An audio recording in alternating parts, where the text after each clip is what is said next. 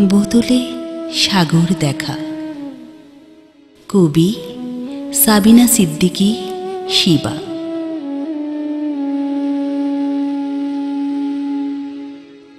আমার বাবা সে কিনা সারা জীবন সৎভাবে কাটিয়েছেন। স্বল্প আয়ে টেনে টুনে চালিয়েছেন সংসারের বোঝা। কত মানুষ অসৎ হয়ে করেছে কলাটা মূলাটা চুরি। বাবা আমার সব চেয়ে চেয়ে দেখতেন চুপ করে। একবার বাবার খুব শখ হয়েছে সাগর দর্শনে যাবার। সারা জীবন সংসারের খরচ বাঁচিয়ে কিছু পয়সা জমিয়েছিলেন। সাগর দেখার পরিকল্পনা করে ফেললেন। ভাবলেন একা যাবেন।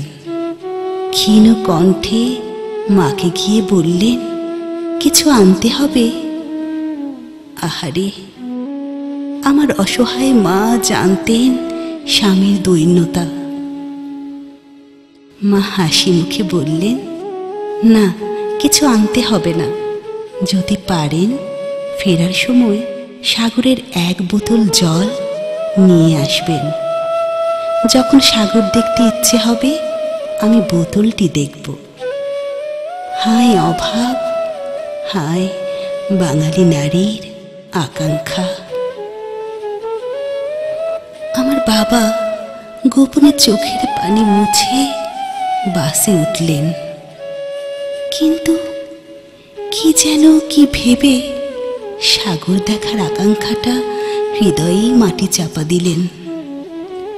মাঝ রাস্তায় বাস থামিয়ে বাবা নেমে গেলেন। ফিরতে বাসে উঠে চলে এলেন বাসায়। কেন বিধাতা কপালে অভাব দিলেন সেটা কৈফিয়ত চাইতে চাইতে ভেজা চোখে ফিরলেন বাড়ি। বাবা, আজ তোমার ছেলেমেয়েরা শুধু সাগর নয়, তোমাকে মহাসাগর দেখানোর ক্ষমতা রাখে, কিন্তু নেই আজ মাকে ছাড়া সাগর দেখার ইচ্ছে তোমার। মায়ের শিয়রের পাশে বসে ঝরিয়েছ কত চোখের জল। সে তো সাগরের জলের চেয়ে অনেক বেশি দামি বাবা। সাগরের জল মা নয়ন ভরে দেখতেন, কিন্তু তোমার চোখের জলে হচ্ছে মায়ের পাপ মোচন।